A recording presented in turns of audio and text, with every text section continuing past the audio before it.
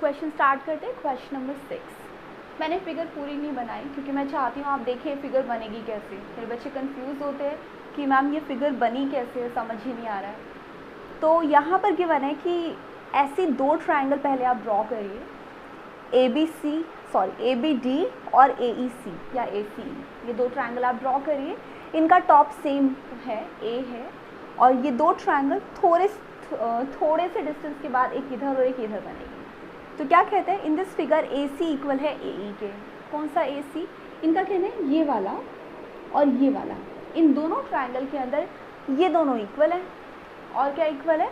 A B और A D equal है। और इस ट्रायंगल के अंदर ए बी, मैं इसको डबल डैश से मार्क कर देती हूँ, और ए डी इक्वल है। And angle B A D और angle E A C equal है। यानी ये जो दो एंगल्स बन रहे हैं ना, ये वाला एंगल नाम रख देते हैं इनका 1 और 2, ये दो एंगल्स भी इक्वल है। तो यहाँ पे मैं मेंशन कर देती हूँ एंगल 1 इक्वल एंगल 2, क्योंकि मैं इसी को यूज़ करने वाली हूँ गिवन के लिए। ठीक है, तो ये मेरा गिवन हो गया। फिर हमें शो करना है कि बी सी और डी ई इक्वल है। बी सी कहाँ है? बी सी तो यहाँ पर है ही नहीं। हम बी सी को ज्वाइन कर देते हैं ताकि आपको अब समझ आएगा कि फिगर एक्चुअल में कैसे बनी थी। और डी ई कौन सा है? डी और ई, ये वाला, इन दोनों को ज्वाइन कर देते हैं थोड़ा सा ऐसे। चलिए देखिए अब इसका सॉल्यूशन कैसे होगा। सॉल्यूशन के लिए हमें बी सी और डी ई को इक्वल प्रूव करना है। बी सी और डी ई कौन सी ट्राइंगल्स है जहाँ पर बी सी और डी ई है? देखिए एक ट्राइंगल हमारी ऐसे है जिसमें ये पॉइंट है ए, ये पॉइंट है बी और ये पॉइंट है सी। इसी में आता है बी सी, राइट। यहाँ पर जो डी ई है ना, वो कहाँ पर है? डी यहीं पर एक पॉइंट है और ई इस तरह से इसके अंदर से निकल के जाता है ना, कुछ इस तरह से। ये पॉइंट है डी। हमें बी सी और डी ई को इक्वल प्रूव करना है, यानी मुझे तो यही दोनों ट्राइंगल्स लेनी है। अब इन दोनों ट्राइंगल में क्या क्या इक्वल है, क्योंकि मुझे अगर इनको इक्वल प्रूव करना है तो मुझे पहले इनको कॉन्ग्रुएंट प्रूव करना पड़ेगा। कॉन्ग्रुएंट प्रूव हो जाएगी तो हम लिख सकते हैं ना कि by C P C T this side is equal to this side. पर इसके लिए हमें सोचना पड़ेगा कि क्या क्या पार्ट्स इक्वल है। देखिए साफ साफ हमें ए सी और ए ई इक्वल दिख रहे हैं। इन्होंने कहा कि आपकी एक ट्राइंगल, यानी कि जिसमें ए सी ये वाला है ना, जो ट्राइंगल है हमारी, in triangle A B C and triangle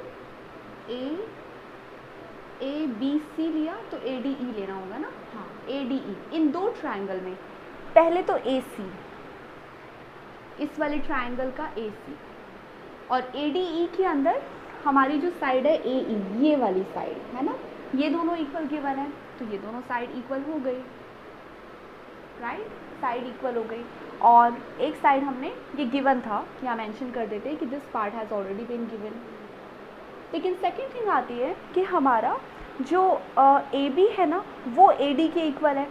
A B हमारी कौन सी ट्राइंगल के अंदर है? ए बी सी की ट्राइंगल का हमने ए बी लिया, और ए डी ई ट्राइंगल की हमने ये वाली साइड ले ली, यानी कि ए डी, ये भी इक्वल है, गिवन है। अब सेकंड दो चीज़ें हो चुकी है प्रूव। अब हमें प्रूव करना है एंगल 1 और एंगल 2। देखिए ये तो गिवन है एंगल 1 और एंगल 2, लेकिन हमें चाहिए ये पूरा का पूरा एंगल, ये पूरा एंगल 1 और 2 कितना है? वो तो सिर्फ इतना सा एंगल है ना। बच्चे यहाँ मिस्टेक करते हैं, सीधा लिख देते हैं कि एंगल 1 इक्वल है एंगल 2 के, लेकिन एंगल 1 और 2 के इक्वल होने से ट्रायंगल कॉन्ग्रुएंट प्रूव नहीं होगी, क्योंकि एंगल 1 जो है वो ए बी डी का एंगल है, वो ए बी सी का एंगल नहीं है। और हमारी ट्रायंगल तो पूरी है ए बी सी, ये पूरी ट्रायंगल है। तो अगर आप सिर्फ एंगल 1 और 2 लिखेंगे तो इनकम्प्लीट हो जाएगा। तो अब क्या करें, यहाँ पर एंगल 1 और एंगल 2 अगर इक्वल है तो क्या हमारा इससे काम नहीं चलेगा? बिल्कुल नहीं चलेगा। हमें एक काम और करना पड़ेगा, हमें प्रूव करना पड़ेगा कि ये जो पूरा एंगल है ना, बी ए सी और एंगल डी ए ई, ये दोनों इक्वल है। अब इसको प्रूव करने के लिए हम साइड में आते हैं, पहले हम अपना यही काम पूरा करते हैं। हमें ये प्रूव करना है, to prove angle B A C equal है एंगल डी ए ई के। इन दो एंगल को इक्वल प्रूव करने के लिए हमें क्या स्टेप लेने होंगे? सॉरी, डी के बाद ए ई, इन दो एंगल को इक्वल प्रूव करना है तो एक काम करते हैं, इनको ब्रेक कर देते हैं। हमें पता है सिर्फ इतना वाला जो एंगल है इसका नाम है 1 और जो सिर्फ इतना वाला एंगल है उसका नाम है 2। ये जो बीच का पार्ट है ना इतना सा, इसका नाम हमने रख दिया 3। तो अब हम इस एंगल को ब्रेक कर रहे हैं।